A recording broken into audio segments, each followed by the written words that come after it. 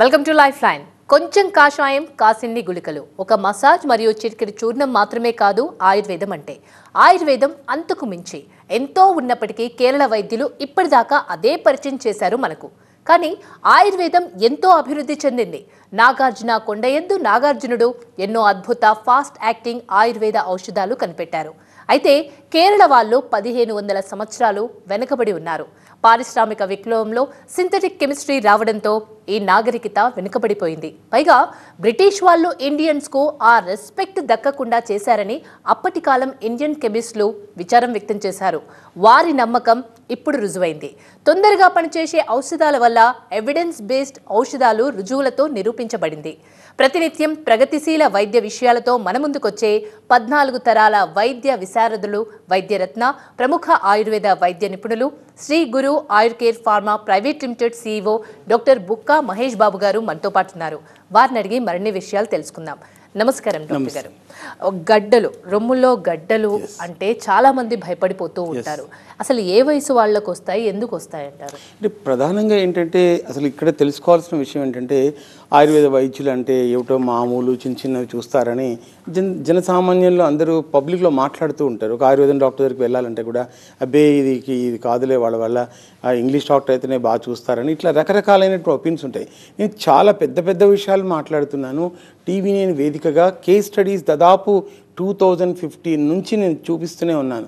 ఎట్లా తగ్గుతున్నాయి, పెద్ద పెద్ద రోగాలు ఎలా తగ్గుతున్నాయి, ఈ రకంగా ఎవిడెన్స్ బేస్డ్ ఆయుర్వేదాన్ని ప్రజలకు పరిచయం చేస్తున్నాను. అందులో భాగంగానే రొమ్ముల్లో గడ్డలు దాదాపు నా మొత్తం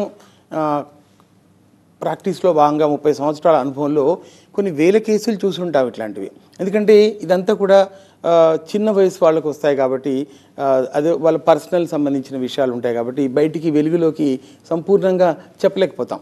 కానీ అయినప్పటికీ దాదాపు 30 సంవత్సరాలు కొన్ని వేల కేసులు పిన్న వయస్కులలో, ముఖ్యంగా యుక్త వయస్కులలో, యువతులలో వచ్చేటటువంటి రొమ్ము గడ్డలు చూడడం జరిగింది. ముఖ్యంగా వీళ్ళు ఇంకా మధ్య వయస్కుల వాళ్ళు కూడా వస్తాయి కానీ అవి కొంచెం తక్కువ అన్నట్లు. కానీ ముఖ్యంగా టీనేజ్ దాటిన వాళ్ళలో ప్రధానంగా ఇవి కనిపిస్తాయి. అంటే ఎందుకు వస్తాయి, ఎలా గుర్తిస్తారు డాక్టర్ గారు? అంటే ఇప్పుడు ప్రధానంగా ఏంటంటే ఈ రోజుల్లో చాలామంది యువతలో, ప్రధానంగా టీనేజ్ వాళ్ళలో మెన్సెస్ అనేది సరిగ్గా ఉండదండి. ఈ హార్మోనల్ డిస్టర్బెన్సెస్ వల్లనే ముఖ్యంగా ఈ యువతలో ప్రధానంగా ఈ రొమ్ములో గడ్డలు అనేటటువంటి ప్రధానంగా కనిపిస్తున్నాయి. అంటే ఇది ప్రధానంగా. అందుకని ఇట్లాంటి వాటిల్లో డాక్టర్ దగ్గరికి వెళ్ళడం, నిర్లక్ష్యం చేయడము, తర్వాత ఇర్రెగ్యులర్ మెన్సెస్ అనేది ప్రధానంగా కనిపిస్తూ ఉన్నా కూడా పర్వాలేదులే వస్తుందిలే అనుకోవడం, నెగ్లెక్ట్ చేయడం. కానీ ఆయుర్వేద ఔషధాలు చాలా అద్భుతంగా ఈ మెన్స్ట్రల్ రెగ్యులేషన్ సరిగ్గా ఉండేటటువంటి విధంగా చేయడానికి ఎంతో దోహదం చేస్తాయి. ఒకసారి ఒక అమ్మాయి వాళ్ళ మదర్ వచ్చి నా దగ్గర చాలా బాధపడింది. ఎంతోమంది డాక్టర్లు చూపించాం మహేష్ బాబు గారు. ఈ అమ్మాయి 16 ఏళ్ళు వచ్చినా కూడా స్త్రీ లక్షణాలు కనిపించట్లేదు, అసలు చెస్ట్ కూడా రావట్లేదు, మగపిల్లల్లాగా ఉంది, ఏం చేయాలనో అర్థం కావట్లేదు, ఎవరికి చెప్పుకోవాలని అర్థం కావట్లేదు, ఎంతమంది తిరిగినా కూడా వస్తాదిలే అంటున్నారు. కానీ అసలు చాలా బాధగా ఉంది, భయంగా ఉందని ఆవిడ నా దగ్గరకు వచ్చి వాపోయారు. వాపోయిన తర్వాత కేసు స్టడీ చేసి ఆయుర్వేద ఔషధాలు పెట్టిన తర్వాత ఒక 6 months నుంచి 1 yearలో స్త్రీత్వ లక్షణాలు వచ్చాయి, అమ్మాయికి మెన్సెస్ వచ్చాయి. తర్వాత మంచి చక్కని, అంటే ఇప్పుడు సాధారణంగా 16-17 ఏళ్ళ పిల్లలు ఎలా ఉంటారో అలా స్త్రీత్వ లక్షణాలు సంపూర్ణంగా వచ్చాయి. So this is the case study I can present here. అంటే చాలా వరకు ఆయుర్వేదంలో మందులు పనిచేయమని అంటాం కానీ అసలు న్యాచురల్ హార్మోన్స్ అనేటటువంటివి సింథటిక్ హార్మోన్స్ కన్నా చాలా అద్భుతంగా పనిచేస్తాయి. ఇక వ్యాధి నిర్ధారణ విషయానికి వచ్చినట్లయితే మేమంతా కూడా ఆధునిక పద్ధతులే పాటిస్తాం. మ్యామోగ్రఫీ తీస్తాం, అల్ట్రాసౌండ్ కానీ, MRI కానీ, ఎక్స్రే కానీ ఇవన్నీ తీయించి చూస్తాం అసలు లంప్ ఏ సైజులో ఉన్నాయి, ఎలా ఉన్నాయి, ఏమిటి, అసలు వాటి యొక్క స్వభావాలు ఎలా ఉన్నాయని ముఖ్యంగా స్టడీ చేస్తాం. అవసరమైతే వాటిని డాక్టర్ దగ్గర పంపించి అక్కడ నుంచి సీరస్ ఫ్లూయిడ్ తీసి పీస్ తీసి టెస్ట్ కూడా చేయిస్తాం. ఓకే, ఇందాక మీరు చెప్తూ అన్నారు, నిజంగా మన తెలుగు వైద్యం కేరళ వైద్యం కన్నా 1500 సంవత్సరాల ముందుందంటారా డాక్టర్ గారు? ఇది వాస్తవంగా నిజమండి. నిజాన్ని నిజంగా భావించాలి. ఎందుకంటే ఈ కేరళ వైద్యులు, అష్టవైద్యులు అనేటువంటి వాళ్ళు ప్రధానంగా ఏంటంటే వాళ్ళ జ్ఞానమే గొప్పది, వాళ్ళంత గొప్ప వైద్యులు లేరు అనేది ఒక పెద్ద ప్రచారం. అసలు మొన్నటి దాకా కూడా అది జరుగుతూ ఉండేది. వాస్తవానికి దక్కన్ ప్రాంతంలో ఉండేటటువంటి ప్రాంతము గేట్వే టు సౌత్. ఇక్కడ సౌత్లోని విజ్ఞానము, నార్త్లో ఉన్న విజ్ఞానము అసిమిలేట్ అయిపోయి ఒక సరికొత్త ఇయాట్రోకెమిస్ట్రీ అనేటటువంటిది వచ్చింది. మనకు చరక సుశ్రుతాల్లో ఉండేటటువంటి ఫార్మకాలజీ కన్నా శారంగధర సమిత వచ్చిన తర్వాత ఫార్మకాలజీ అనీవెన్గా మారిపోయింది అసలు. అంటే ఎట్లాంటిదంటే ఒక్కసారి ఒక వస్తువును ముందు నుంచి వెనక్కి ఇట్లా బోర్లిస్తే ఎలా ఉంటుందో పైనుంచి కిందికి ఆ మాదిరిగా అయిపోయింది. అంటే శారంగధర సమిత తీసుకున్నట్లయితే రసాయన ఔషధాలు, ప్యూరిఫికేషన్ చేసినటువంటి భస్మాలు, రసభస్మాలు, రసక్రియలు, ఇట్లాంటివన్నీ అద్భుతంగా ఇవన్నీ ఫాస్ట్ యాక్టింగ్ డ్రగ్స్ అనేవి ఒక్కసారిగా ఇంట్రడ్యూస్ చేయబడింది 13th century. అంటే అదంతా కూడా ఏంటంటే 5th century నుంచి మొదలెట్టుకుని 13th century వరకు నాగార్జునుడు, ముఖ్యంగా తెలంగాణ ప్రాంతంలో నాగార్జున కొండలో ఉండేటటువంటి వాడు. అక్కడ ఒకప్పుడు గ్రేట్ యూనివర్సిటీ ఉండేది అనుపు దగ్గర, కావాలంటే వెళ్ళి కూడా వచ్చేవారైనా కానీ పెద్ద యూనివర్సిటీ ఉండేది. ఇక్ష్వాకులు, తర్వాత శాతవాహనులు, తర్వాత విష్ణుకుండిన్లు, రాష్ట్రకూటులు, చోళులు చాలా అద్భుతంగా ఇక్కడ డెవలప్ చేశారు. ఇది ఇట్లాంటి చరిత్ర తెలుగు వాళ్ళు కూడా అర్థం చేసుకోవాలి. మనకి ఇంత గొప్ప సంపద ఉంది, కొన్ని వేల ఫార్ములాస్ ఉన్నాయండి. వాటన్నిటిని రీసెర్చ్ చేసినట్లయితే ఆయుర్వేదంలో ఫాస్ట్ యాక్టింగ్ డ్రగ్స్ ఉన్నాయని ప్రపంచానికి నేను చెప్తా ఉన్నాను. అట్లాంటి డ్రగ్స్ అంటే మా పూర్వీకులు కూడా రస వైద్యులు అవ్వడం వల్ల, మాకు అలాంటి సబ్జెక్ట్ పైన చాలా ఇంట్రెస్ట్ అవ్వడం వల్ల, అలాంటి ఔషధాలు రాయడం వల్ల ఫాస్ట్ యాక్టింగ్గా అంటే రోగాలు ఆయుర్వేదంలో తగ్గడానికి దోహదం చేస్తున్నాయి.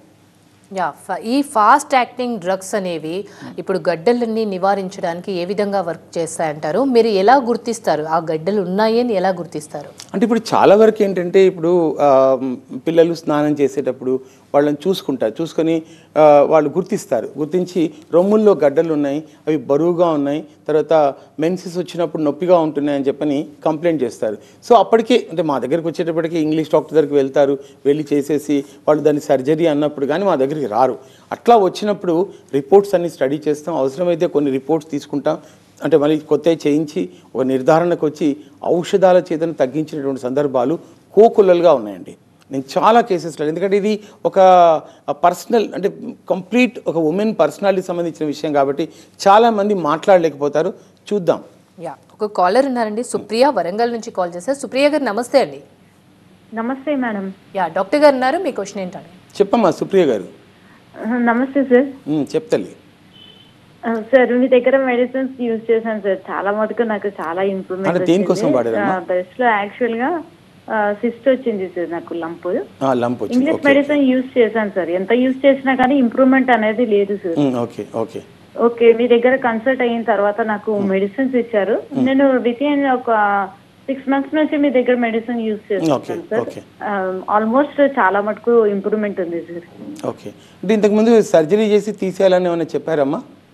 అవును సార్, సర్జరీ చేసి తీసేయాలన్నారు. తీసేయాలంటే నేను సర్జరీకి ప్రిఫర్ చేయడానికి సెకండ్ ఒపీనియన్ కోసం మిమ్మల్ని మీట్ అయ్యాను sir. Okay okay okay okay, చాలా మటుకు చాలా తగ్గింది సార్. ఇంతకుముందు అయితే చాలా సివియర్ పెయిన్ ఉండేది, ప్రెసెంట్ అయితే నాకు పెయిన్ ఏం లేదు సార్. చాలా మటుకు ఇంప్రూవ్మెంట్ ఉంది. Okay, very good, so nice మా, సో నైస్. ఓకే, ఇలా తగ్గింది అని పెయిన్తోనే కొలమానం చేస్తారా, లేకపోతే మళ్ళీ ఏదైనా స్కాన్ లాంటివి ఏమైనా చేసి చూసి లేదని నిర్ధారిస్తారా డాక్టర్? ఇప్పుడు ఒకటండి, ఆయుర్వేదం అంటే ఇప్పుడు ఈ జస్ట్ ఒక 100 సంవత్సరాల నుంచి చాలా మార్పులు వచ్చాయండి.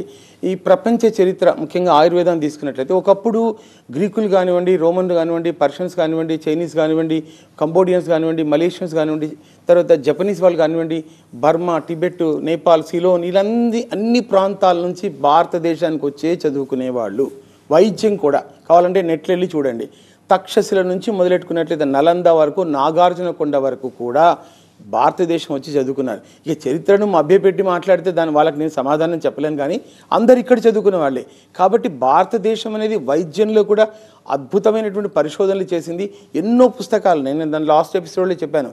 ఇన్ఫినిట్ ఫౌండేషన్ వాళ్ళు, రాజీవ్ మల్హోత్రా ఈ మధ్య ఒక కొత్త ప్రాజెక్టు కొలంబియా యూనివర్సిటీలో తీసుకున్నారు. ఏంటంటే నలందాలో కాలిపోయినటువంటి ఏవైతే పుస్తక భాండాగారం ఉందో అందులోకి సంబంధించినటువంటి భాండాగారంలోని ఒక 90,000 పుస్తకాలను మళ్ళీ ఇతర భాషల్లోకి ట్రాన్స్లేట్ అయిపోయిన అప్పటి కాలం పుస్తకాలను ఇంగ్లీష్లోకి ట్రాన్స్లేట్ చేసే బృహత్తరమైన కార్యక్రమాన్ని పెట్టుకున్నారన్నట్టు. దీన్ని బట్టి మనకి ఏమర్థమవుతుంది, పోయిన పుస్తకాలను కూడా మళ్ళీ తిరిగి తెస్తున్నారు. ఈ మార్పు భారతదేశంలో కన్నా వెస్ట్లో నుంచి వస్తూ ఉంది మార్పు. కాబట్టి తెలుగు ప్రేక్షకులు ఈ జరిగేటటువంటి మార్పులను గత కాలపు నాటి అలాంటి వైభవాన్ని చరిత్రను మళ్ళీ తిరిగి తెచ్చుకునే విధానాన్ని కూడా అర్థం చేసుకోవాల్సినటువంటి ఆస్కారం ఉంది. ఎన్నో అద్భుతమైన విషయాలు వెలుగులోకి వచ్చే అంశం ఉంది. ఆ రోజు అందరూ ముక్కున మీద ఓలేసుకుంటారన్నట్లు ఈ రోజు ఎవరెవరైతే ఆయుర్వేద వైద్యాన్ని తిడుతున్నారో, నానా మాటలు మాట్లాడుతున్నారో, అసలు ఎట్లా అంటే గడ్డి పోచకన్నా హీనంగా మాట్లాడే వాళ్ళందరూ రేపు పొద్దున్న రోజున ప్రజలకు వాళ్ళు సమాధానం చెప్పుకోవాల్సినటువంటి బోన్లో కూర్చోవాల్సినటువంటి ప్రత్యేక పరిస్థితి మాత్రం రాబోతుంది అని ఖచ్చితంగా నేను చెప్పగలను. అంటే డాక్టర్ గారు, ఒకప్పుడు ఆయుర్వేదం స్ట్రైట్ ఫార్వర్డ్, కానీ ఇప్పుడు ఎందుకు ప్రత్యామ్నాయమైంది?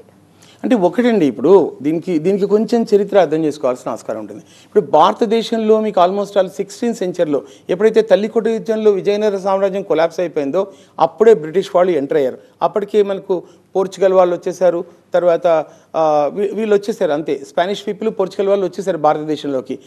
వాళ్ళకన్నా ఎక్కువ ప్రమాదకారులు ఇంగ్లీష్ వాళ్ళు. ఈ ఇంగ్లీష్ వాళ్ళు వచ్చిన తర్వాత ఆల్మోస్ట్ 16th సెంచరీ నుంచి 18th సెంచరీ వరకు భారతదేశంలో ఎడ్యుకేషన్ వ్యవస్థ మొత్తం ధ్వంసం అయిపోయింది. ఇక మేఘాలయ తీసుకొచ్చి వాళ్ళ విద్యా విధానాన్ని పెట్టారు. మన దగ్గర ఉన్నటువంటి బోల్డ్ అనే రికార్డ్స్ అని తీసుకుపోయి యూరోపియన్ రాయల్ సొసైటీలో డిస్కస్ చేసి ఇక్కడ తీసుకొచ్చారు. మన సర్జికల్ ఇన్స్ట్రుమెంట్స్ వాళ్ళు ఉపయోగించుకుంటున్నారు. అలా మన యొక్క ప్లాస్టిక్ సర్జరీని ఇక్కడ నేర్చుకొని 80 మంది బ్రిటిష్ నుంచి వచ్చి నేర్చుకొని పోయి ఈరోజు వాళ్ళకు విభాగాన్ని తయారు చేసుకున్నారు. మరి ఈరోజు ఆయుర్వేదాన్ని వాళ్ళు కొంచెం చేయుతనిచ్చి ఎందుకు నిలబెట్టలేరు? ప్రపంచానికి సైడ్ ఎఫెక్ట్ లేని ఎన్నో అద్భుతమైనటువంటి వైద్య చికిత్సలు చేసే ఆస్కారం కేవలం ఆయుర్వేద వైద్యంలోనే ఉంది.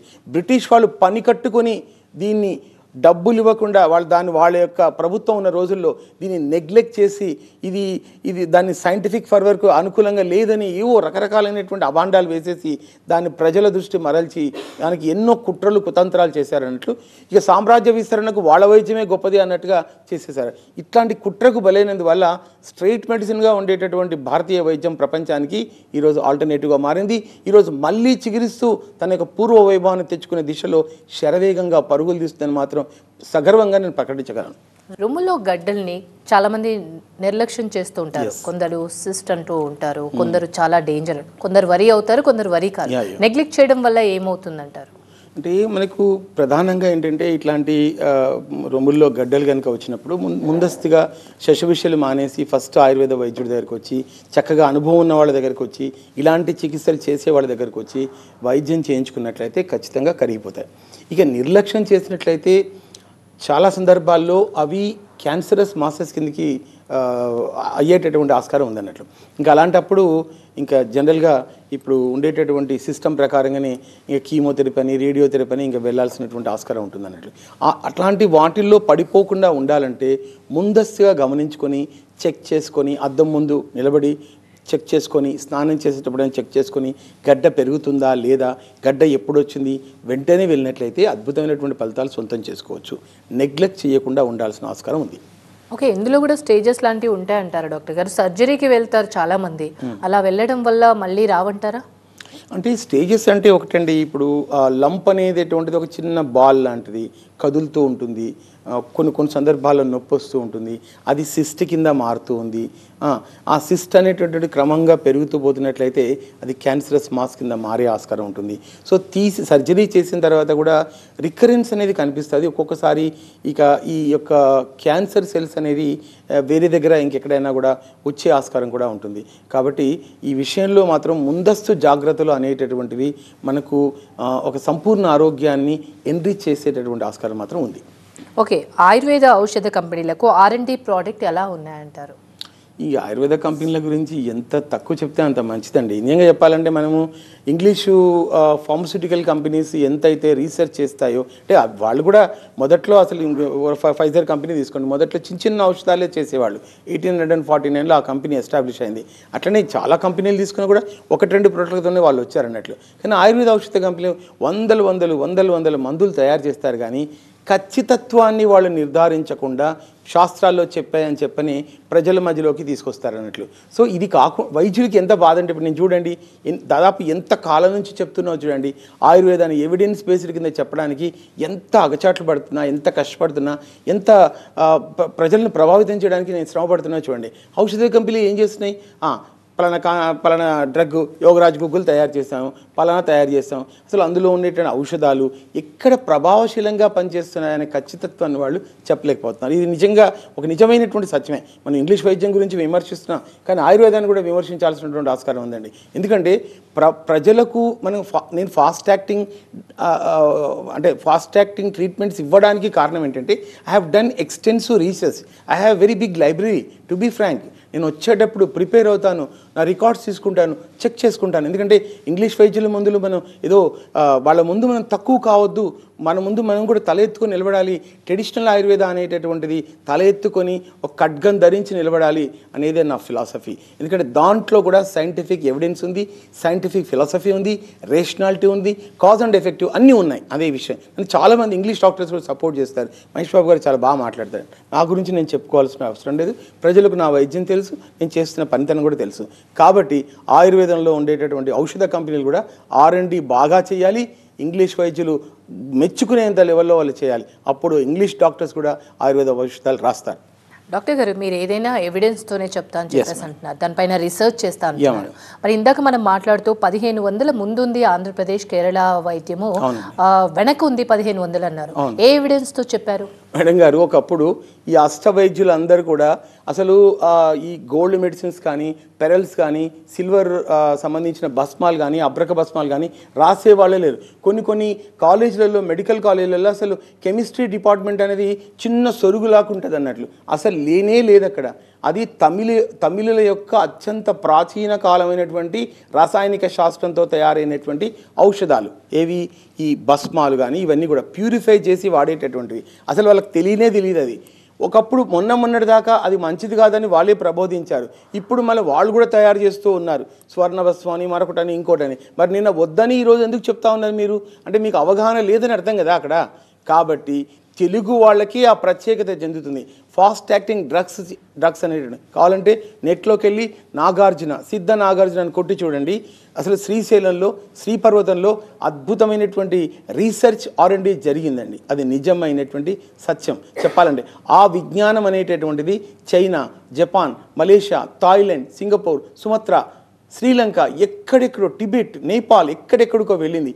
అండ్ ఈ నాగార్జున కొండ నుంచి నలందాకి వెళ్ళాడు. Is the vice chancellor of Nalanda university.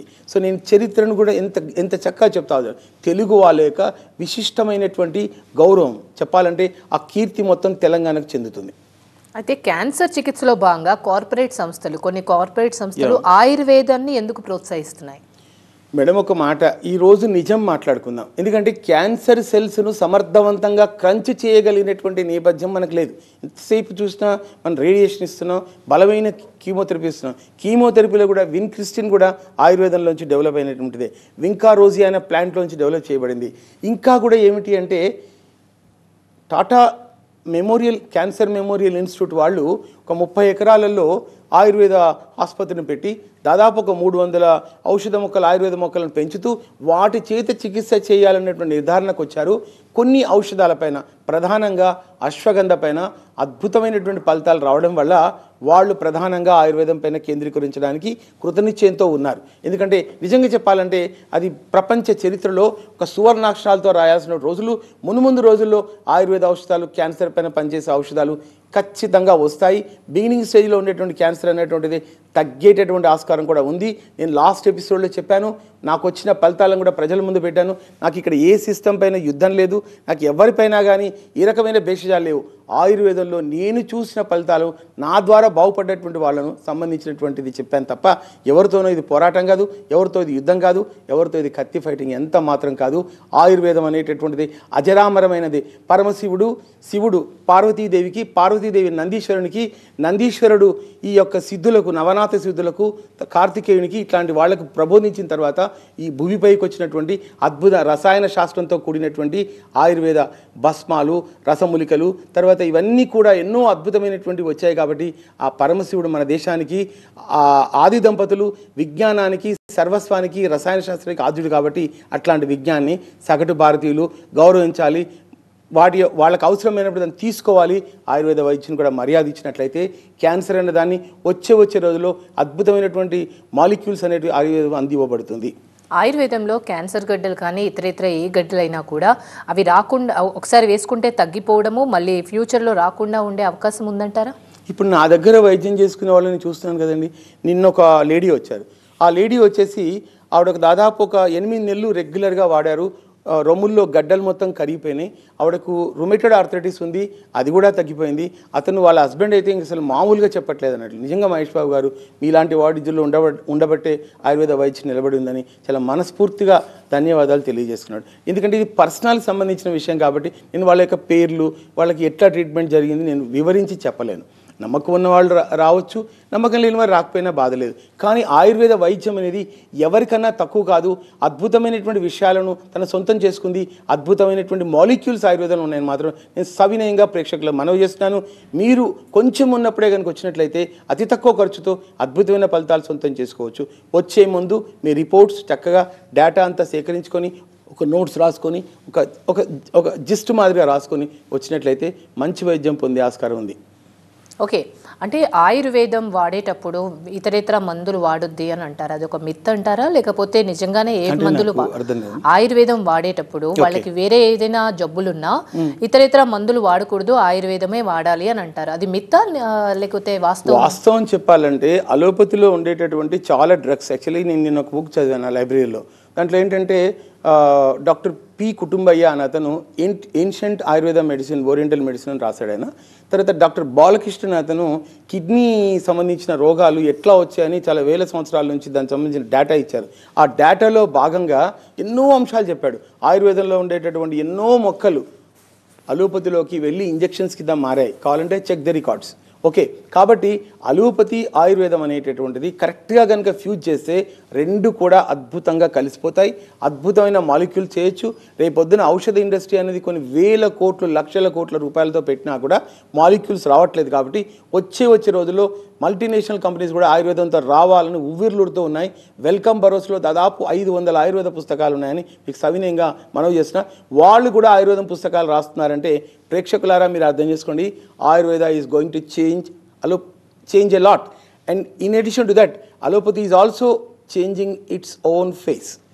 అది ఆయుర్వేదం అనేది రూపుదిద్దుకుంటుంది, అలోపతి కూడా రూపుదిద్దుకుంటుంది. ఈ పోరాటంలో ఇద్దరు యోధులుగా నిలబడే రోజులు దగ్గర పడుతున్నాయి. ఆయుర్వేద విశిష్టత గురించి చాలా చక్కగా వివరించారు డాక్టర్ గారు. Thank you so much. ఇది వాళ్ళ లైఫ్ లైన్. చూస్తూనే ఉండండి TV9.